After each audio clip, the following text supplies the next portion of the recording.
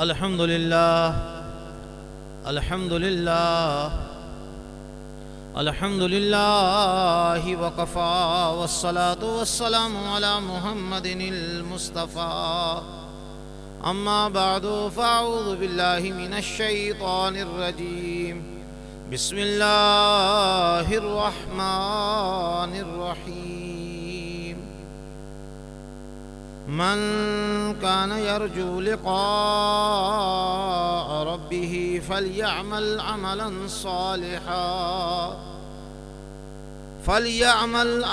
صالحا ولا يشرك بعبادة ربه أحدا. صدق الله مولانا العظيم. رب اشرح لي صدري ويسر لي أمري واحلل عقدة من لساني يفقهوا قولي. مولاي صل وسلم دائما أبدا على حبيبك خير الخلق كلهم. هو الحبيب الذي ترجى شفاعته لكل هول من الأهوال مقتهم. فسهل يا إلهي علينا كل صعب بحرمة سيد الأبرار سهل. الصلاة والسلام عليك يا رسول الله. الصلاة والسلام عليك يا حبيب الله. الصلاة والسلام عليك يا نبي الله وعلى آلك وأصحابك يا نور الله. عزیزان محترم، اللہ رب العالمین جل جلالہ و عم نوالہ کے فضل و کرم اور اس کی مہربانی سے اور اس کے محبوب دانہ غیوب صلی اللہ علیہ وسلم کے طفیل و صدقے سے اور بحکم سراج السالکین محبوب العارفین پیر طریقت رہبر شریعت حضرت علامہ مولانا صاحب زادہ محمد عبد الشکور صاحب قادری، رضوی، نقشبندی، گھمکولوی دعوت برکات و عالیہ یہاں پر ہم کو سیکھنے اور سکھانے کے لیے جمع ہوئے ہیں. اللہ تعالی ہماری اس حاضری کو اپنی بارگاہ میں قبول فرمائے. جو کچھ ہم کہیں سنیں اسے یاد رکھ کر اس پر عمل کرنے کی اور دوسروں تک پہنچانے کی سعادت عطا فرمائے. اللہ کے محبوب دانہ غیوب صلی اللہ علیہ وسلم اسے دعا دیتے ہیں کہ اللہ تبارک و تعالی اس کا چہرہ تر و تازہ رکھے، جو میرے کلام کو سنے، یاد کرے، اس پر عمل کرے اور اسے دوسروں تک پہنچائے.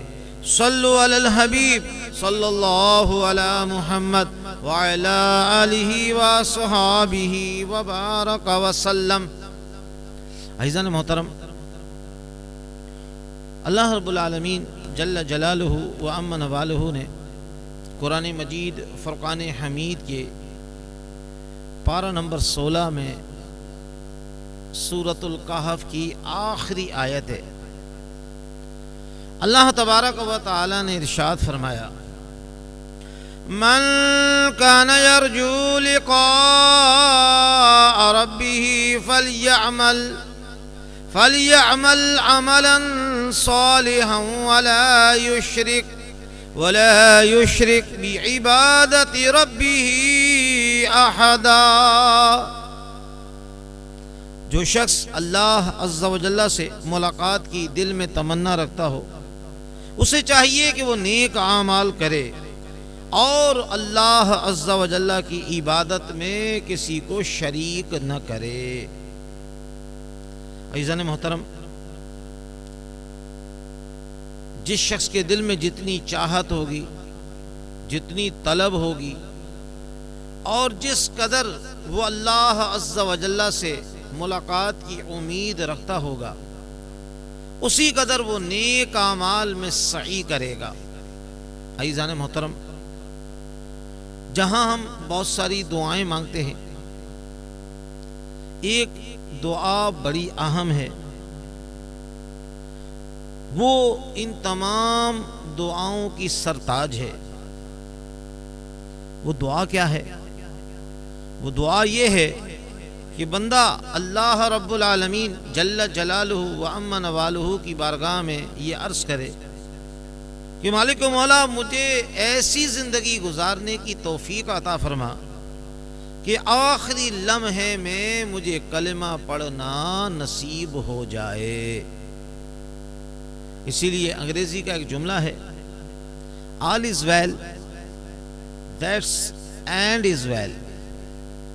جب کسی چیز کا انجام اچھا ہو تو سب چیز اچھی ہوتی ہے، انجام کو دیکھا جاتا ہے۔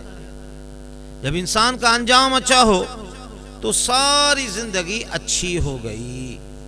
نبی پاک صاحب لولاک صلی اللہ علیہ وسلم نے ارشاد فرمایا، کما تعیشون تموتون، تم جس حال میں زندگی گزارو گے تمہیں اسی حال میں موت آئے گی۔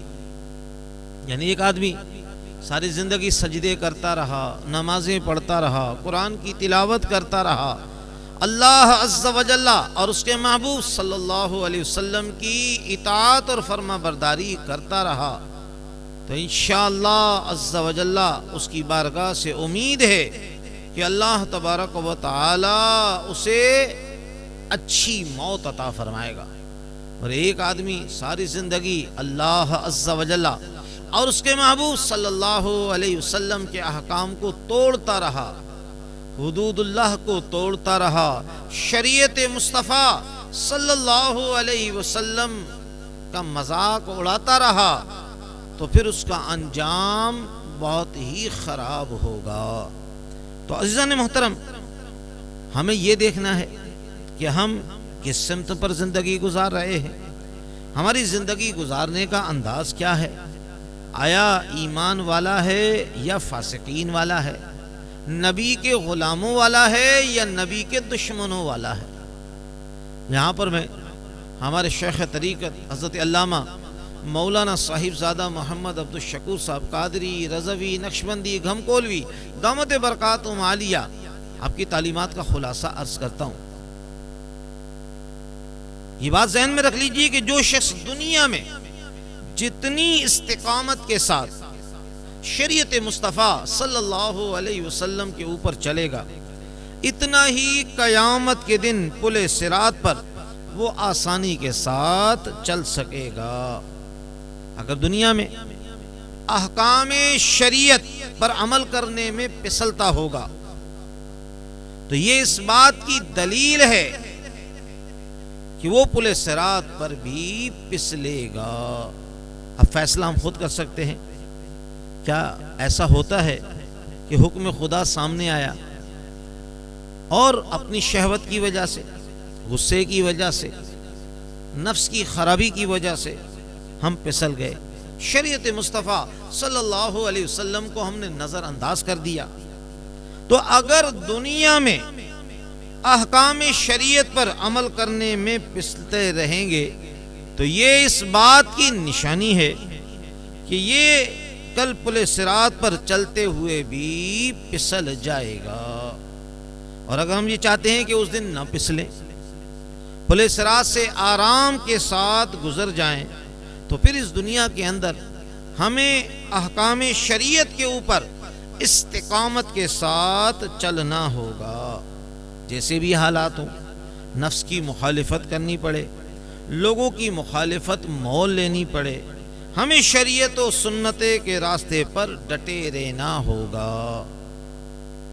عزیزان محترم، میں آپ کی خدمت میں چند ایک ایسی باتیں عرض کر رہا ہوں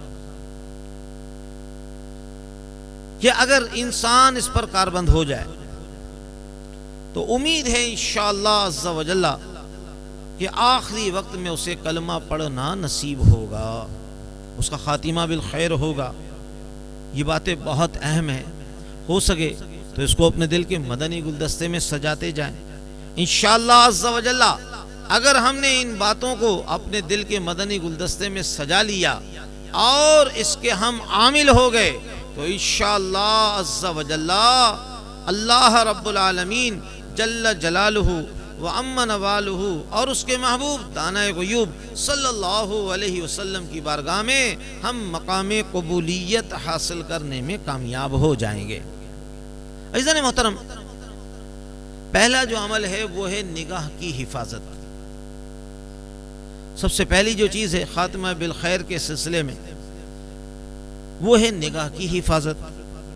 یاد رکھ لیجئے یہ جو نظر کی بد پرہیزی ہے انسان کے لیے بہت نقصان دہ ہے۔ یہ ایک ایسا گناہ ہے جس کی وجہ سے انسان آخری وقت میں کلمہ بھول جاتا ہے، اس کو چھوٹا گناہ نہ سمجھا جائے۔ یہ جو ہوتا ہے نا حسرت سے کسی کی جانب دیکھنا، ہائے یہ مجھے مل جائے، یہ بھی میرے پاس آ جائے، دل کی شہوت کے ساتھ جب انسان کسی کی طرف نگاہ مارتا ہے، محبت کی نظر ڈالتا ہے، تو اس کے بدلے میں وہ اللہ تعالی کی محبت سے محروم ہو جاتا ہے۔ عزیزان محترم، آپ خود سوچیں، بیوی فاقہ برداشت کر لیتی ہے، پھٹے پرانے کپڑے پہن لیتی ہے، روکھی سوکھی کھا لیتی ہے، لیکن اگر اس کا خاوند کسی غیر عورت کی طرف ایک نظر اٹھا کر دیکھے وہ کبھی برداشت نہیں کرتی۔ تو بیوی اگر نظر برداشت نہیں کر سکتی تو اللہ رب العالمین تو بھی محبت کی نگاہ چاہتے ہیں، وہ کیسے برداشت فرمائے گا کہ بندہ میرا ہو اور دل میں غیر کی محبت بسائے پھر رہا ہو۔ عزیزان محترم، بیوی اگر خاوند کو غیر کی طرف نظر ڈالتا ہوا دیکھے تو بولنا چھوڑ دیتی ہے، ناراض ہو جاتی ہے، تو اللہ تعالیٰ بھی اس چھوٹے سے عمل کی وجہ سے بندے سے ناراض ہو جاتا ہے۔ محبت کا معاملہ بہت نازک ہوتا ہے۔ عزیزان محترم، یہ بات ذہن میں رکھ لیجئے، بیوی کہتی ہے میں تیری ساری غلطیاں برداشت کر سکتی ہوں، لیکن یہ نہیں برداشت کر سکتی کہ تو غیر کی طرف دیکھے۔ حضرت امام حسن بصری علیہ رحمہ، یہ ہمارے سلسلہ عالیہ نقشبندیہ کے بڑے بزرگوں میں سے ہیں۔ آپ فرماتے ہیں کہ ہمیں توحید ایک دھوبن نے سکھائی۔ کسی نے کہا حضرت وہ کیسے؟ فرمایا ہمسائے میں ایک دھوبی رہتا تھا، میں رات میں گرمی کے موسم پر چھت پہ سویا ہوا تھا، مجھے ہمسائے میں میاں بیوی میں کچھ تلخ کلامی محسوس ہوئی۔ میں نے ذرا غور کیا تو بیوی شوہر سے کہہ رہی ہے کہ میں نے تمہاری وجہ سے اس گھر میں بھوک برداشت کی، پیاس برداشت کی، تنگی ترشی ہر چیز کو میں نے برداشت کیا، اور میں تمہاری خاطر اور بھی بہت کچھ برداشت کر سکتی ہوں، لیکن اگر تم یہ چاہو کہ میرے سوا کسی غیر کی طرف نظر اٹھاؤ، میں یہ برداشت نہیں کر سکتی۔ عزیزان محترم، آپ فرماتے ہیں کہ میں نے جب قرآن پاک پر نظر دوڑائی تو میری نظر اس آیت پر آ کر رک گئی۔ اللہ تعالیٰ ارشاد فرماتا ہے ان اللہ لا یغفر ان یشرک بہ ویغفر ما دون ذلک لمن یشاء۔ اعلی حضرت امام اہل سنت مجدد دین و ملت مولانا شاہ احمد رضا خان فاضل بریلوی علی رحمت الرحمن اپنے شعرائے آفاق ترجمہ قرآن کنز الایمان شریف میں اس کا ترجمہ کچھ اس طریقے سے کرتے ہیں کہ میرے بندے جو بھی گناہ لے کر آئے گا میں سب معاف کر دوں گا، لیکن میری محبت میں کسی کو شریک کرے گا تو یہ گناہ میں معاف نہیں کروں گا۔ عزیزان محترم، جو اپنی نگاہوں کی حفاظت کرتے ہیں، بد نگاہی سے اپنے آپ کو بچاتے ہیں، اپنی نگاہوں پر قفل مدینہ لگاتے ہیں، اللہ اکبر۔ نبی پاک صاحب الاولاق صلی اللہ علیہ وسلم نے ارشاد فرمایا کہ نظر شیطان کے تیروں میں سے ایک زہریلا تیر ہے، جس نے اس کو میرے خوف کی وجہ سے چھوڑ دیا، اس نظر کو روکنے کے بدلے میں میں اس کو ایسا ایمان دوں گا کہ وہ اپنے دل میں ایمان کی حلاوت کو محسوس کرے گا۔ تو غیر سے نظر بچانے کے بدلے میں اتنا بڑا انعام ملا کہ بندے کو حلاوت ایمان نصیب ہو جاتی ہے۔ ملا علی قاری علی رحمت الرحمن اس کی تشریح کرتے ہیں کہ جب دل کے اندر حلاوت ایمان داخل ہو جائے تو وہ دل سے کبھی باہر نہیں نکلتی۔ تو جب اللہ تعالیٰ فرماتا ہے کہ میں حلاوت ایمان پیدا کر دوں گا تو اس کا مطلب یہ ہے کہ اب اس بندے کو موت تک ایمان محفوظ رکھوں گا۔ صلو علی الحبیب صلی اللہ علی محمد وعلی آلہ وصحابہ وبارک وسلم۔ عزیزان محترم، حلاوت ایمان جب بندے کو ملتی ہے تو اس کی ایک اپنی لذت ہوتی ہے۔ دیکھیں، شہوتوں کے مزے تھوڑے اور حلاوت ایمان کا مزہ سب سے اعلیٰ۔ اب خود سوچئے کہ جسم کے اعضاء جو مزے لیتے ہیں وہ اگر ایسے ہیں کہ دل جو تمام اعضاء کا سردار ہے اس سے جو مزے ملتے ہوں گے وہ کیسے ہوں گے؟ تو حلاوت ایمان کا مزہ دل سے ملتا ہے۔ بدن کو گدگدائیں تو کتنا مزہ آتا ہے، اور اگر دل کو گدگدائیں تو پھر کتنا مزہ آئے گا۔ تو اللہ والے بندے کے دلوں کو گدگداتے ہیں۔ اللہ تعالیٰ کی محبت کا مزہ ہی کچھ اور ہے۔ اب میں یہاں پر حلاوت ایمان کی کچھ علامات آپ کی خدمت میں عرض کر رہا ہوں۔ عزیزان محترم، ہو سکے تو اس کو اپنے دل کے مدنی گلدستے میں سجائیے۔ دیکھیں، اگر یہ علامات، یہ سمبلز اگر ہمارے اندر موجود ہیں تو ہمیں اللہ کا شکر ادا کرنا چاہیے، اور اگر خدا نہ خواستہ اگر یہ علامات ہمارے اندر موجود نہیں تو ہمیں فکر کرنی چاہیے اور کوشش کرنی چاہیے کہ یہ علامات اللہ تعالی ہمارے اندر پیدا فرما دے۔ چنانچہ علماء نے حلاوت ایمان کی 5 نشانیاں لکھی ہیں۔ عزیزان محترم، پہلی علامت عبادت میں مزہ۔ تو حلاوت ایمان کی پہلی نشانی یہ کہ عبادات میں مزہ آتا ہے۔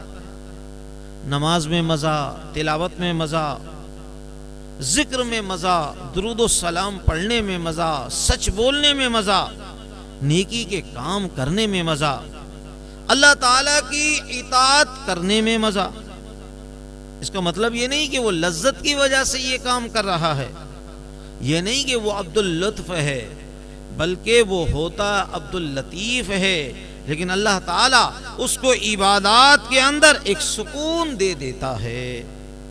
چنانچہ حدیث پاک میں آتا ہے، مومن مسجد میں ایسے ہوتا ہے جیسے مچھلی پانی میں، جیسے بچہ ماں کی گود میں آ کے پرسکون ہو جاتا ہے، ایسے ہی بندہ اللہ رب العالمین جل جلالہ و عم نوالہ کے گھر میں آ کر سکون حاصل کر جاتا ہے۔ دوسری جو علامات ہے وہ شہوت کو چھوڑنا اس کے لیے آسان ہو جاتا ہے۔ عزیزان محترم، جسے حلاوت ایمان مل جائے تمام شہوات کو چھوڑ دینا اس کے لیے آسان ہو جاتا ہے۔ اس کی مثال سن لیجئے، ایک جوان العمر شادی شدہ آدمی اگر کہیں بھائی ہم آپ کو ایک ڈبہ بسکٹ کا دیتے ہیں، ایسا کریں آج آپ بیوی کے پاس گھر نہ جائیں، وہ مسکرائے گا کہ کیا بے وقوفی والی بات ہے، ایک ڈبہ بسکٹ کی کوئی نسبت ہے اس کے ساتھ؟ تو جس کے پاس لذت کو اس لذت کے ساتھ نسبت ہی نہیں، ایسے ہی دنیا کی شہوتوں کو اللہ رب العالمین کی محبت کی لذت کے ساتھ کوئی نسبت نہیں۔ تیسری جو علامت ہے وہ ہے مشقت اٹھانا آسان ہے۔ اللہ کی رضا کے لیے وہ مشقتیں اٹھاتا ہے، مشقت نظر نہیں آتی۔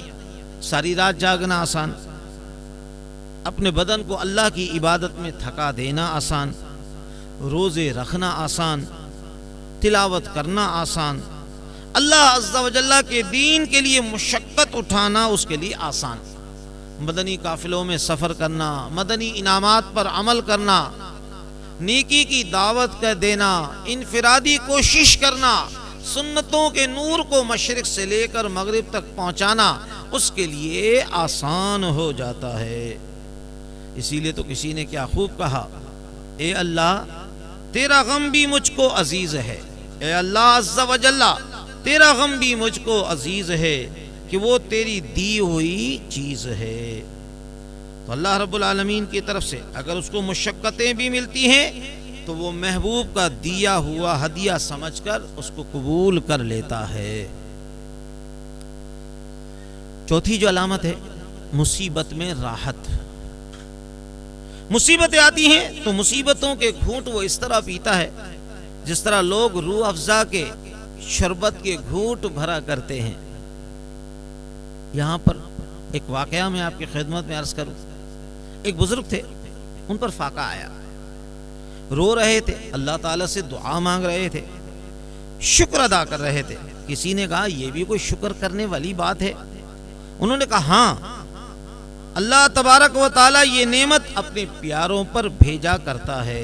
میری کون سی بات اس کو پسند آ گئی کہ اس نے مجھے یہ نعمت عطا فرمائی.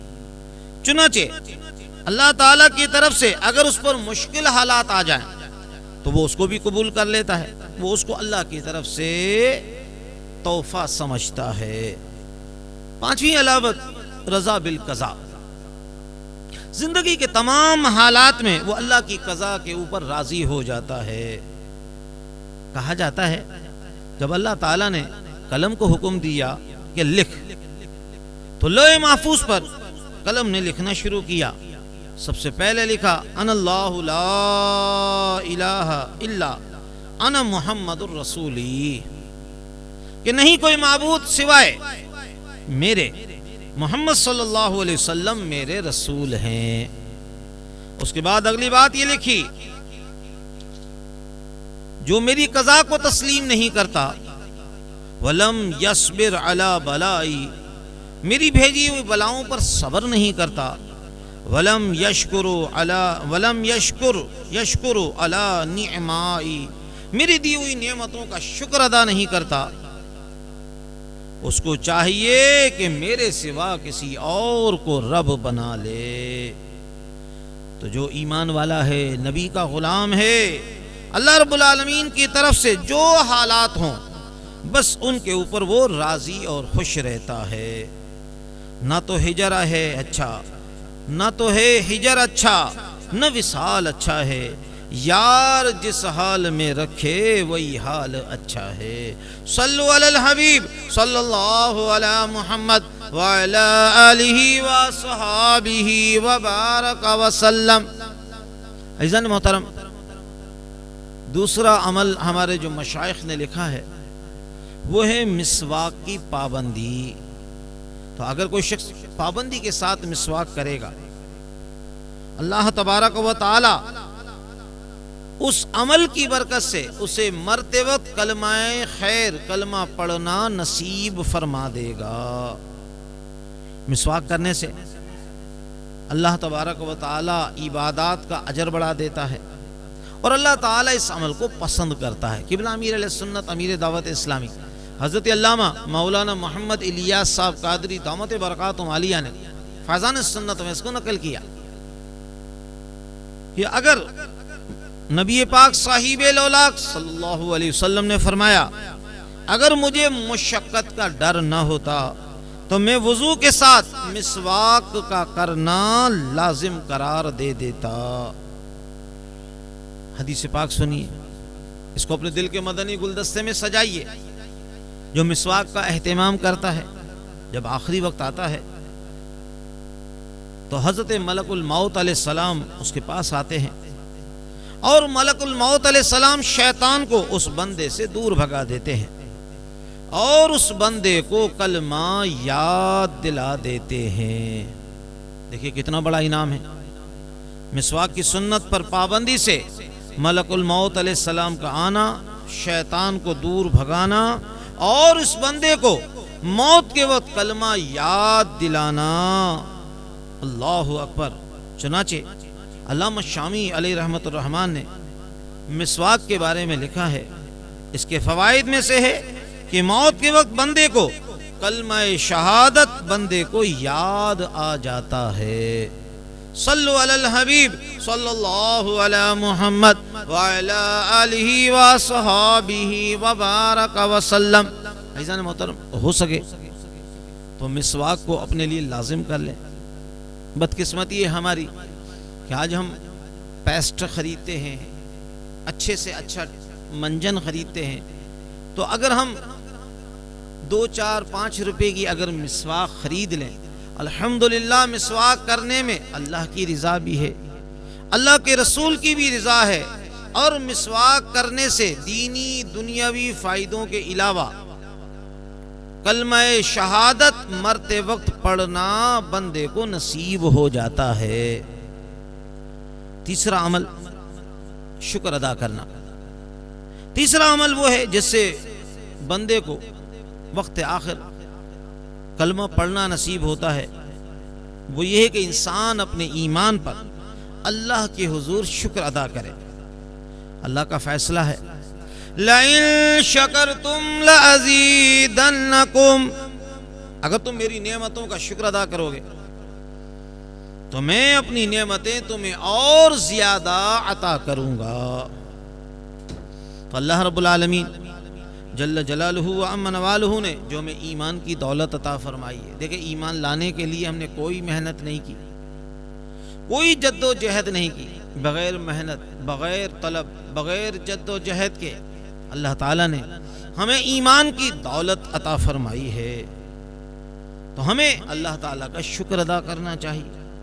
ایک بزرگ تھے، اللہ تعالیٰ نے ان کو بڑی نعمتیں عطا فرمائی تھی، وہ ڈرتے تھے کہ کہیں ایسا نہ ہو کہ اللہ تبارک و تعالیٰ میرے سارے اعمال کا بدلہ مجھے دنیا میں دے دے اور آخرت میں یہ کہہ دیا جائے، اذهبتم طیباتکم فی حیاتکم الدنیا واستمتعتم بها، تو وہ کہتے تھے کہ بس مجھے دنیا میں یہ سب آسائشیں نہیں چاہیے، آخرت میں چاہیے، بدلہ آخرت میں چاہیے، تو جتنی اور نعمتیں ہوتی ہیں اتنا ڈرتے اور روتے۔ ایک دفعہ ان کے دل پر بڑی عجیب کیفیت ہوئی، کہنے لگے یا اللہ،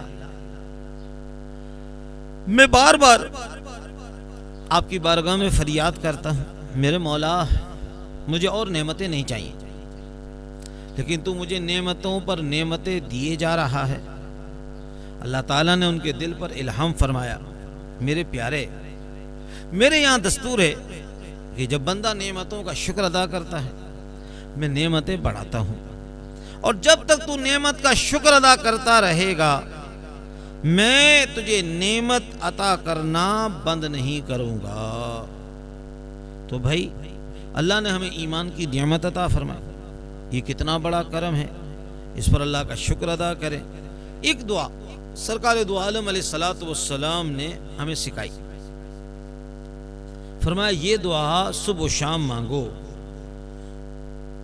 کہ میں اللہ تعالیٰ سے راضی کہ وہ میرا رب ہے، اور میں محمد صلی اللہ علیہ وسلم سے راضی کہ وہ میرے نبی ہیں، اور میں اسلام سے راضی کہ وہ میرا دین ہے۔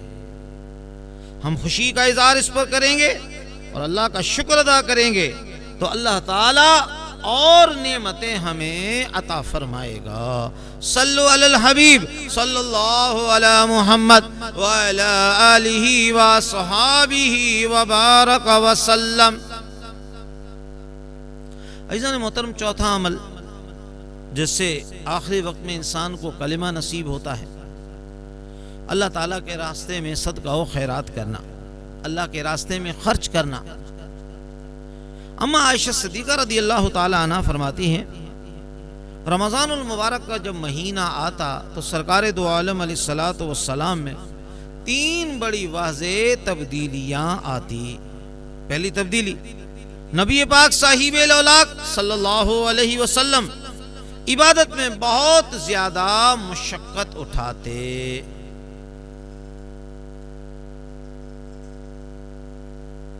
پہلے بھی عبادت کرتے تھے لیکن رمضان آنے پر بہت زیادہ کھپا دیتے تھے اپنے آپ کو۔ دوسرا فرماتی ہیں کہ اپنے دونوں ہاتھوں سے اپنے مال کو اللہ کے راستے میں خرچ کر دیتے تھے، اور تیسرا فرماتی ہیں کہ دعاؤں کے اندر بہت عاجزی اور لجاجت فرمایا کرتے تھے۔ عزیزان محترم، ترمذی شریف کی حدیث ہے، صدقہ اللہ تعالیٰ کی ناراضگی کو بجھا دیتا ہے، ختم کر دیتا ہے، بری موت سے بندے کو بچا لیتا ہے۔ بھائی صدقہ مصیبت سے بچاتا ہے تو سب سے بڑی مصیبت تو بری موت ہے۔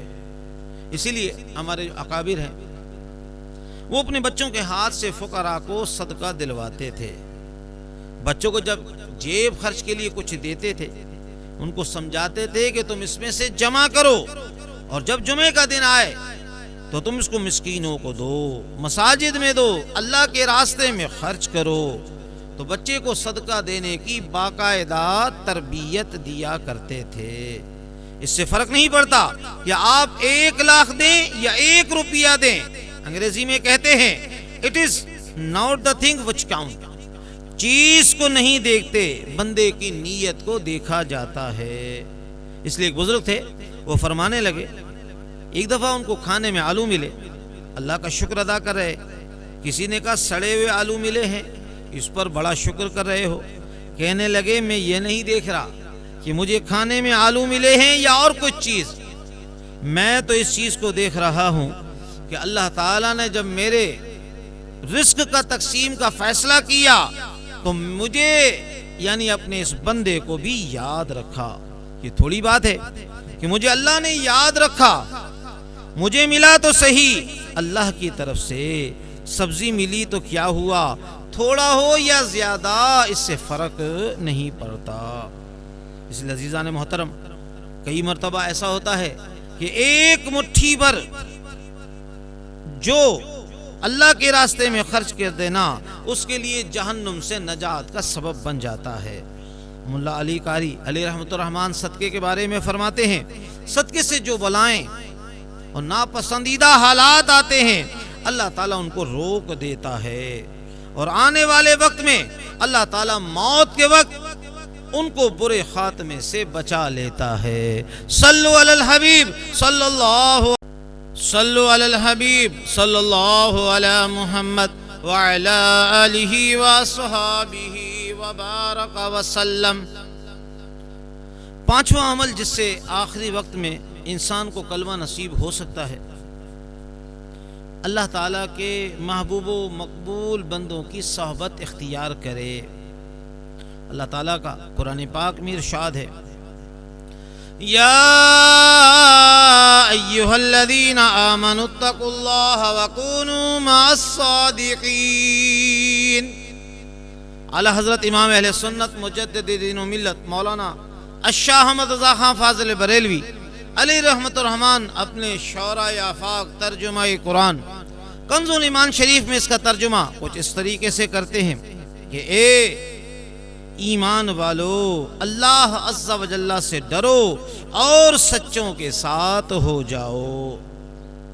تو نیک لوگوں کی صحبت اختیار کرو, اس صحبت سے بندے کو آخری وقت میں کلمہ نصیب ہو جاتا ہے. یہاں پر میں ہمارے استاد محترم کی ایک بات آپ کی خدمت میں عرض کرتا ہوں. ہمارے استاد محترم مفسر قرآن انہوں نے ایک مرتبہ یہ شعر پڑھا, یک زمانہ صحبت با اولیاء, یک زمانہ صحبت با اولیاء, بہترس 100 سالہ طاعت بیریا. اللہ والوں کی ایک لمحے کی صحبت 100 سال کی بیریا عبادت سے بہتر ہے.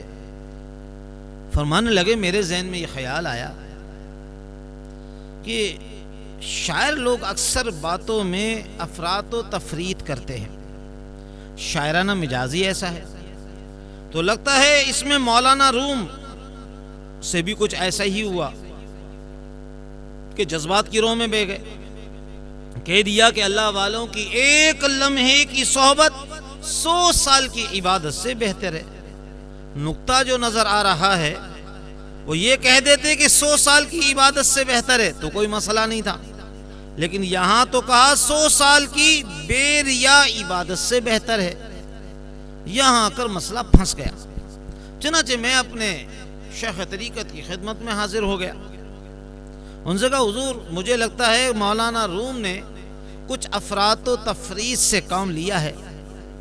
حضرت فرمانے لگے کہ یہ شعر میں پڑھوں. تو حضرت نے فرمایا میں اگر یہ شعر پڑھوں تو عرض کرنے لگے ہاں حضور بالکل آپ پڑھیے.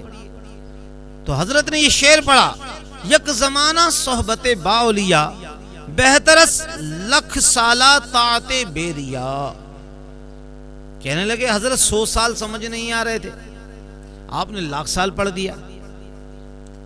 تو شیخ طریقت نے یہ بات سمجھائی. اچھا یہ بتاؤ، اگر بندہ 1 سال تک بے ریا عبادت کرے تو اس کو اپنے اچھے خاتمہ کا یقین تو ہو سکتا ہے، گارنٹی تو کوئی بھی نہیں دے سکتا. پھر شیطان کی مثال دی، لاکھوں سال اس نے عبادت کی، انجام برا ہوا. قرآن مجید میں تذکرہ ہے، بلم بن باورا نے 300 سال عبادت کی، انجام برا ہوا. تو اتنی عبادتوں کے باوجود انجام کے بارے میں کوئی گارنٹی نہیں دے سکتا. فرمایا اس کا مطلب یہ ہے کہ 1,00,000 سال کی عبادت کے بعد بھی کوئی گارنٹی نہیں دے سکتا. لیکن اللہ والوں کی صحبت میں بیٹھنے سے اللہ کے حبیب و لبیب صلی اللہ علیہ وسلم نے گارنٹی دی. تو حضرت نے فرمایا وہ کیسے؟ فرمایا سرکار دو عالم نور مجسم رحمت عالمیان صلی اللہ علیہ وسلم نے ارشاد فرمایا، اگر اللہ والوں کے پاس تم بیٹھو گے، الجلساؤہم لا یشکا جلیسہم، یہ وہ بندے ہیں کہ ان کے پاس بیٹھنے والا بدبخت نہیں ہوتا. فرمایا بدبخت وہ ہوتا ہے جس کا انجام برا ہو، جس کا انجام اچھا ہو وہ بدبخت نہیں ہو سکتا.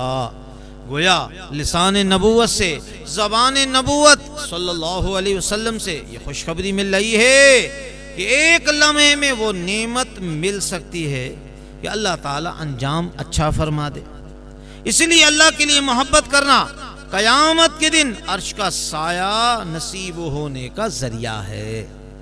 میں یہاں پر ابو داؤد شریف کی حدیث سناتا ہوں. فرمایا 2 اللہ کے بندے، مفہوم اور خلاصہ یہ کہ جب 2 اللہ کے بندے اللہ تبارک و تعالی کی رضا کے لیے محبت سے ایک دوسرے کو دیکھتے ہیں، اس سے قبل کہ ان کی نگاہیں جدا ہوں، اللہ تعالی دونوں کی مغفرت فرما دیتا ہے. صلو علی الحبیب صلی اللہ علی محمد وعلی آلہ وصحابہ وبارک وسلم. عزیزان محترم، چھٹا عمل جس کی وجہ سے آخری وقت میں کلمہ حاصل ہونے میں آسانی نصیب ہو سکتی ہے، وہ ہے اللہ رب العزت سے محبت کا اظہار کرنا. اللہ سے محبت کا اظہار کرنا کیوں؟ اس لیے کہ جو شخص دنیا میں اللہ سے محبت کی کوشش کرے گا، اللہ عز و جل سے دوستی کرے گا، قیامت کے دن اللہ تعالیٰ کے دشمنوں کی قطار میں نہیں کھڑا ہوگا. یہ کیسے ہو سکتا ہے کہ بندہ اللہ کے لیے، اس کی محبت کے لیے کوششیں کر رہا ہو، عمل کر رہا ہو، زندگی گزار رہا ہو، اور اللہ تعالیٰ اس کو قیامت کے دن اپنے دشمنوں کی قطار میں کھڑا کر دے؟ نہیں، ایسا نہیں ہو سکتا. اس لیے ہمارے اکابر اہل سنت فرماتے ہیں، پوری زندگی میں اگر ایک مرتبہ بھی کسی کی زبان سے محبت کے ساتھ اللہ کا لفظ نکلا، یہ لفظ کبھی نہ کبھی جہنم سے نجات دلانے کا سبب بن جائے گا. پوری زندگی میں ایک مرتبہ محبت کے ساتھ اللہ کا لفظ کہا. فرماتے ہیں یہ اللہ کا ایک لفظ جو ایک مرتبہ کہا، کبھی نہ کبھی اس کو جہنم کی آگ سے بچاؤ کا سبب بن جائے گا. تو بھائی ہم بھی اللہ سے محبت کریں، نمازیں پڑھیں، روزے رکھیں، تلاوت کریں، نیکی کی دعوت دیں، مدنی قافلوں کے مسافر بنیں، مدنی انعامات کے عامل بنیں، نیکی کی دعوت دیں، درود و سلام کی محفل میں شریک ہو جائیں. الحمدللہ عز و جل جیسے اللہ کے محبوب و مقبول بندے اپنی زندگی گزارتے ہیں، ہم ایسا طرز زندگی اختیار کریں، فسق و فجور سے پرہیز کریں، گناہوں سے پرہیز کریں، تو یقیناً اللہ تعالی کی رحمت ہوگی. نبی پاک صاحب لولاک صلی اللہ علیہ وسلم نے ارشاد فرمایا کما تعیشون تموتون، جس حال میں تم زندگی گزارو گے تمہیں اس حال میں موت آئے گی۔ تو یہ کیسے ہو سکتا ہے کہ ایک بندہ نیکی پر زندگی گزارے اور آخری وقت میں کلمے سے وہ محروم رہ جائے؟ صلو علی الحبیب صلی اللہ علی محمد وعلی آلہ وصحبہ وبارک وسلم۔ عزیزان محترم، ساتواں جو عمل ہے وہ ہے اللہ کے خوف سے گناہوں کو چھوڑ دینا۔ ایک تو ہوتا ہے کہ انسان دنیا کی بدنامی کی وجہ سے گناہ کو چھوڑ دیتا ہے، کسی کی سزا کے ڈر سے گناہ کو چھوڑ دینا، کہ ڈاکٹر صاحب آپ ڈاکٹر ہو کے جھوٹ بولتے ہیں، حافظ صاحب آپ حافظ صاحب ہو کے جھوٹ بولتے ہیں۔ تو عزیزان محترم، آدمی چوری سے، زنا سے، سود سے، بسا اوقات دنیا والوں کے ڈر سے وہ گناہ چھوڑ دیتا ہے۔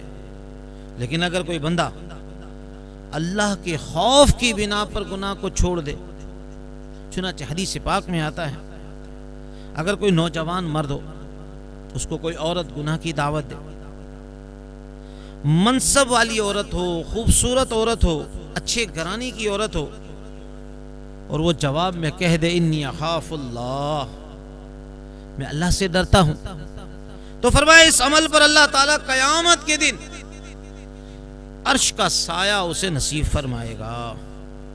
اسی طرح کوئی مرد عورت کو گناہ کی طرف کھینچنے کی کوشش کرے اور وہ کہہ دے کہ میں اللہ سے ڈرتی ہوں، تو اللہ تعالیٰ اس کو بھی قیامت کے دن اپنے عرش کے سائے میں جگہ عطا فرمائے گا۔ اللہ کے ڈر سے گناہ کو چھوڑ دینا یہ بہت بڑا عمل ہے۔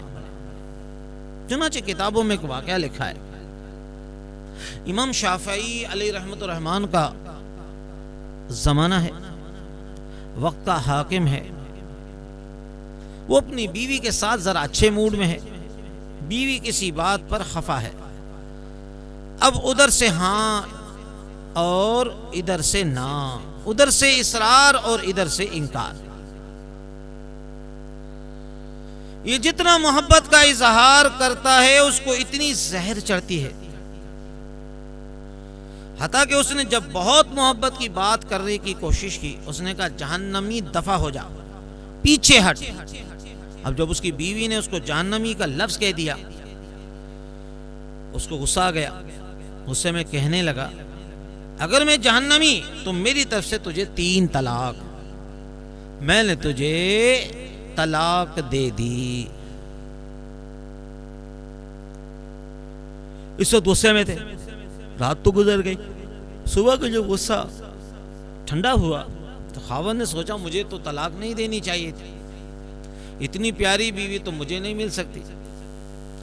دل میں گھر کیا ہوا تھا اس بیوی نے بھی سوچا مجھے اور کوئی لفظ کہہ دینا چاہیے تھا، جہنمی کا لفظ نہیں کہنا چاہیے تھا۔ اب ایک مسئلہ یہ کہ اب طلاق واقع ہوئی یا نہیں ہوئی، علماء سے رجوع کیا گیا، جس عالم سے پوچھتے ہیں وہ کہتا ہے جی ہم تو اس کا جواب نہیں دے سکتے، کون بتائے کہ آپ جہنمی ہیں یا نہیں۔ تو یہ بات ٹاک آف دا ٹاؤن بن گئی، ہزاروں لوگوں میں جنگل کی آگ کی طرح پھیل گئی کہ حاکم وقت یہ مسئلہ پیش آ گیا، کوئی اس کا جواب نہیں دے رہا۔ مسئلہ عجیب ہے، کون کہے کہ تم جہنمی نہیں ہو یا تم جہنمی ہو، یہ تو قیامت کے دن فیصلہ ہوگا، کون مقبول ہے کون مردود ہے، بے خبر کیا خبر تجھ کو کیا کون ہے، جب تلیں گے عمل سب کے میزان پر تب کھلے گا کہ کھوٹا کھرا کون ہے۔ امام شافعی علیہ رحمت الرحمن کو اس بات کا پتہ چلا، مسکرائے، فرمایا کہ ہاں میں اس کا جواب دے سکتا ہوں۔ لوگوں نے حاکم وقت کو بتایا، حاکم وقت نے بلوایا کہ حضرت اگر آپ اس کا جواب دے سکتے ہیں تو ضرور دیں، میرا مسئلہ حل فرما دیں۔ انہوں نے فرمایا میں آپ سے علیحدگی میں بات کرنا چاہتا ہوں تنائی ہو گئی۔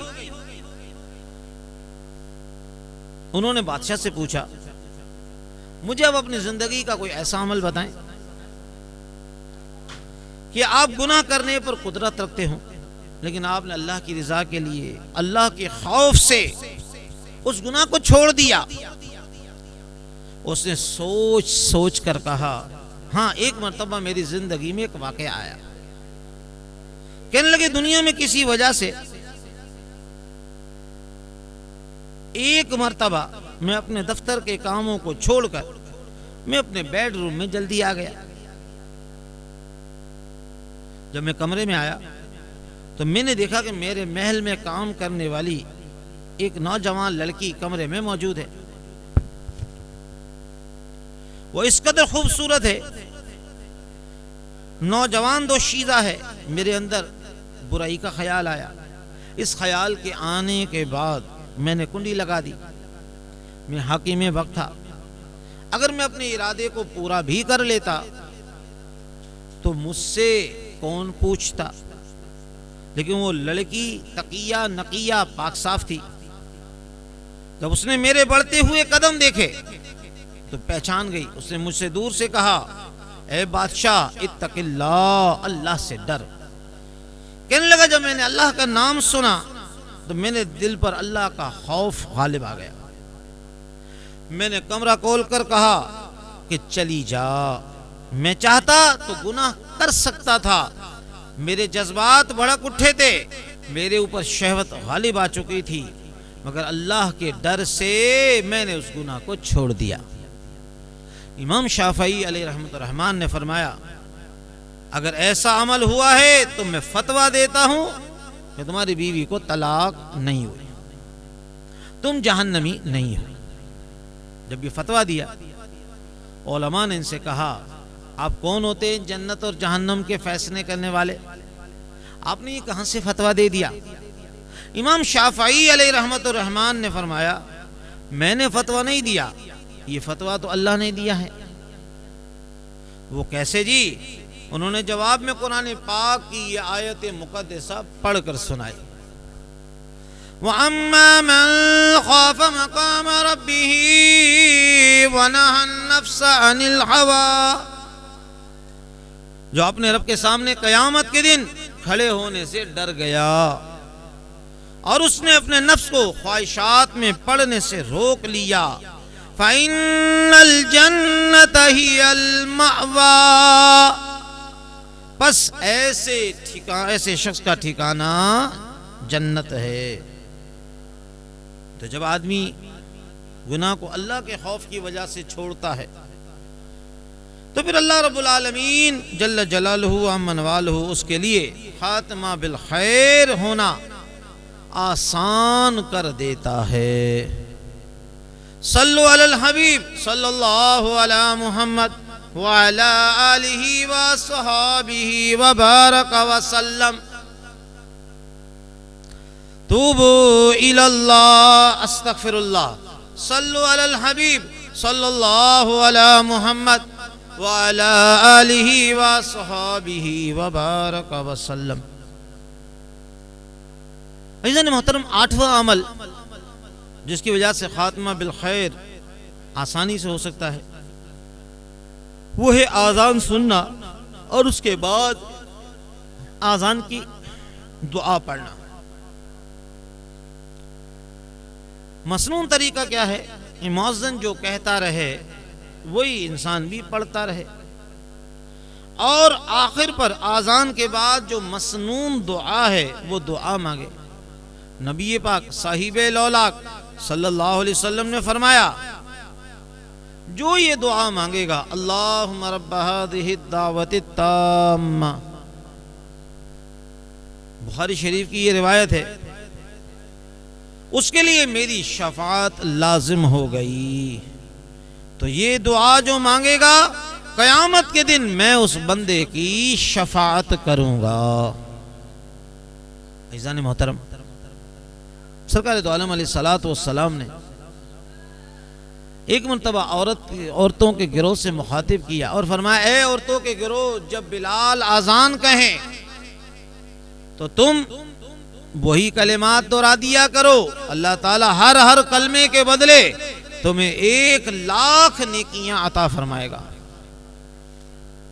عورتوں نے عرض کیا یا رسول اللہ صلی اللہ علیہ وسلم اگر مرد یہی کلمات دہرائیں؟ آپ نے فرمایا اگر مرد یہی کلمات دہرائیں تو میں انہیں، اللہ تبارک و تعالی انہیں ہر کلمے کے بدلے 2,00,000 نیکیاں عطا فرمائے گا۔ تو عزیزان محترم دیکھیں، عمل تھوڑا ہے، اجر زیادہ ہے۔ تو اذان ہو تو اذان کو سنیں، خاموشی کے ساتھ سنیں، اس کا جواب دیں، اذان کی دعا پڑھے، اللہ تعالیٰ اس کی برکت سے مرتے وقت کلمہ پڑھنا نصیب فرمائے گا۔ عزیزان محترم، نواں عمل کلمے کی کثرت ہے۔ اگر جو شخص کلمے کی کثرت کرے گا مرتے وقت اللہ تعالیٰ اسے کلمہ پڑھنا نصیب فرما دے گا۔ تو عزیزان محترم، اگر جو کلمہ کثرت کے ساتھ پڑھتا ہے، آج اختیار کے ساتھ کلمہ پڑھتا ہے، کل وہ بے اختیار اللہ تعالیٰ اسے کلمہ پڑھنے کی سعادت عطا فرمائے گا۔ چنانچہ علماء نے لکھا ہے کہ بعض لوگ موت کے وقت کاروباری باتیں کرتے ہیں، گانا گاتے ہیں، گالیاں دیتے ہیں، لیکن جو کلمہ زندگی میں اکثر ان کی زبان پر رہتا ہے، آخری وقت میں وہی کلمہ زبان پر آ جاتا ہے۔ تو بھائی جب کلمہ بار بار ادا کریں گے، لا الہ الا اللہ کا ورد کریں گے، تو یہ کلمہ زبان پر اتنا جاری ہو جائے کہ بے دیانی میں بھی انسان کلمے کو ادا کرتا رہے۔ عزیزان محترم، یہ بات ذہن میں رکھ لیجئے، اگر کوئی بندہ مر رہا ہو تو پھر اس کو کلمے کی تلقین کس طرح کی جائے؟ نبی پاک صاحب لولاک صلی اللہ علیہ وسلم نے فرمایا مرنے والے کو کلمے کی تلقین کرو۔ کیا مطلب؟ یہ مطلب نہیں کہ مرنے والا مر رہا ہو تو ہم اس کو کہے کلمہ پڑھو، نہیں، بلکہ کلمے کی تذکیر ہے، اس کے سامنے بیٹھ کر اونچی آواز کے ساتھ کلمہ پڑھا جائے تاکہ اس کو کلمہ یاد آ جائے۔ اور ایک بات ذہن میں رکھ لیجئے، اگر کلمے کی تلقین کریں گے اللہ تبارک و تعالی اس کی برکت سے مرنے والے کو کلمہ یاد دلا دے گا۔ عزیزان محترم، آخری جو بات ہے وہ ہے خاتمہ بالخیر کی دعا۔ جب بندہ اللہ کے حضور دعا مانگے گا، حدیث پاک میں آتا ہے اللہم بارک لنا فی الموت وفیما بعد الموت، اے اللہ تو مجھے موت کے وقت اور موت کے بعد برکت عطا فرما۔ اور اللہ سے یہ بھی دعا مانگی جائے یا حی یا قیوم برحمتک استغیث، اے حی اے قیوم مجھے تیری مدد کی ضرورت ہے۔ قرآن پاک میں ایک دعا ہے ربنا لا تزغ قلوبنا بعد اذ ہدیتنا وہب لنا من لدنک رحمہ، اے اللہ عز و جل ہدایت دینے کے بعد ہمارے دلوں کو ٹیڑھا نہ کرنا اور ہمیں اپنی طرف سے رحمت عطا فرمانا۔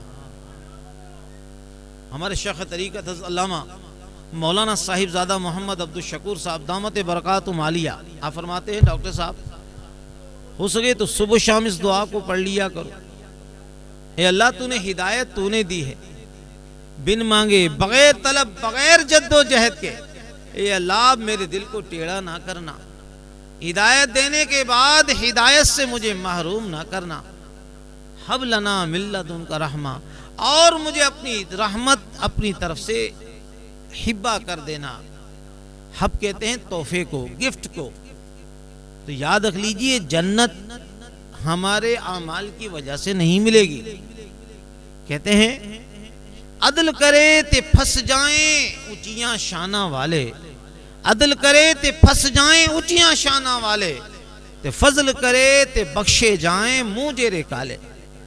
تو عمل سے کوئی بندہ جنت میں نہیں جائے گا، بلکہ جائے گا تو اللہ کے فضل و کرم سے، نبی کی شفاعت سے، نبی رحمت صلی اللہ علیہ وسلم کی نگاہ کرم سے وہ جنت میں جائے گا. تو اللہ کی بارگاہ میں عرض کرے مالک و مولا تو مجھے ہبہ کر دے، اپنی طرف سے اپنے محبوب کا صدقہ عطا فرما دے. تو عزیزان محترم، اللہ تبارک و تعالی نے ہم پر کرم کیا اور ہمیں اپنے محبوب دانہ غیوب صلی اللہ علیہ وسلم کے غلاموں میں شامل کیا. عزیزان محترم، ہم نے یہ 10 باتیں سیکھی ہیں کہ یہ 10 ایسے اعمال ہیں جن کی وجہ سے بندے کو مرتے وقت کلمہ پڑھنا نصیب ہو سکتا ہے. اگر یہ 10 باتیں اگر ہم اپنے دل کے مدنی گلدستے میں سجا لیں اور اس پر عمل کرنا شروع کر دیں، اللہ تبارک و تعالی اس کی برکت سے ہم سب کا خاتمہ بالخیر فرما دے گا. اس لیے کہتے ہیں all is well, the end is well. جس کا انجام اچھا ہو اس کا سب کچھ اچھا. خدا نہ خواستہ اگر انجام برا ہو تو پھر اس کے سارے معاملات برے ہیں. میں یہاں پر ایک واقعہ آپ کی خدمت میں عرض کرتا ہوں. ایک بزرگ تھے، خاتمہ بالخیر کے حوالے سے ایک بزرگ تھے، اکثر اپنی زبان سے ان کے لفظ نکلتا تھا کہ چرواہا بازی لے گیا، چرواہا بازی لے گیا. مریدین طالبین عرض کرتے حضور یہ چرواہا کون ہے اور کیا بازی لے گیا؟ انہوں نے کہا بات یہ ہے کہ ایک مرتبہ رمضان المبارک کا مہینہ شب قدر میں جنگل سے نکلا، میں نے دیکھا کہ ایک چرواہا بکریوں کو چرا رہا ہے. اس نے کہا حضور آؤ ہم دعا کرتے ہیں، میں دعا کروں آپ آمین کہنا، آپ دعا کریں میں آمین کہوں گا. میں نے کہا اچھا. اس نے بھی دعا مانگی، میں نے بھی دعا مانگی. اس نے دعا مانگی اے اللہ عز و جل میرا خاتمہ بالخیر فرما. میں نے دعا مانگی کہ میرا درس سننے کے لیے لوگ دور دراز سے آئے. میں نے دیکھا کہ چرواہے کا آخری وقت ہے اور وہ کلمہ شہادت پڑھتے ہوئے اس دنیا سے جا رہا ہے، اور تم مجھے دیکھ رہے ہو کہ میرے پاس دور دراز سے لوگ میرا درس سننے کے لیے آ رہے ہیں. اللہ اکبر. تو میرا درس سننے کے لیے لوگ دور دراز سے آ رہے ہیں. تو مجھے اب اپنے ایمان کی فکر ہو گئی ہے کہ اللہ تعالیٰ میرا ایمان سلامت رکھے اور میں جب اس دنیا سے جاؤں تو اپنا ایمان سلامت لے کر جاؤں. تو عزیزان محترم، اللہ تبارک و تعالیٰ اپنے محبوب دانہ غیوب صلی اللہ علیہ وسلم کے توفیل و صدقے سے ہم سب کا خاتمہ بالخیر فرمائے، اور جو کچھ ہم نے سنا ہے اس کو یاد رکھ کر اس پر عمل کرنے کی اور دوسروں تک پہنچانے کی سعادت عطا فرمائے. وما توفیقی الا باللہ. آمین. الحمدللہ رب العالمین. الصلاۃ والسلام علی سید الانبیاء والمرسلین. اللہم ربنا آتنا فی الدنیا حسنہ وفی الآخرۃ حسنۃ وقنا عذاب النار. اللہم احفظنا من کل بلاء الدنیا وعذاب الآخرہ. دعا فرمائے اللہ تعالیٰ ہماری حاضری کو قبول فرمائے. جو کچھ ہم نے کہا ہے سنا ہے اسے یاد رکھ کر اس پر عمل کرنے کی اور دوسروں تک پہنچانے کی سعادت عطا فرما. یا اللہ عز و جل ہم سب کو خاتمہ بالخیر فرما. یا اللہ صحت کاملہ عطا فرما، جسمانی و روحانی صحت عطا فرما، قلبی ذہنی جسمانی روحانی سکون عطا فرما. ہم سب کا خاتمہ بالخیر فرما. حقوق اللہ اور حقوق العباد کی ادائیگی میں غیب سے امداد فرما. مالک و مولا قبلہ شیخ طریقت حضرت علامہ مولانا صاحبزادہ محمد عبدالشکور صاحب دامت برکاتہ عالیہ، قبلہ امیر اہل سنت امیر دعوت اسلامی حضرت علامہ مولانا محمد الیاس صاحب قادری دامت برکاتہ عالیہ، و دیگر علماء اہل سنت، مشائخ اہل سنت، خادمین اہل سنت سب کی خیر فرما. عوام اہل سنت کی خیر فرما. مالک و مولا ہم سب کا خاتمہ بالخیر فرما. یا اللہ عز و جل ہم سے ہمیشہ کے لیے راضی ہو جا، ہمیشہ کے لیے اپنے قہر و غضب سے اپنی پناہ عطا فرما. ہم سب کا خاتمہ بالخیر فرما. ان اللہ و ملائکتہ یصلون علی النبی یا ایھا الذین آمنوا صلوا علیہ وسلموا تسلیما. صلاۃ و السلام علیک یا رسول اللہ وعلی آلک و اصحابک یا حبیب اللہ.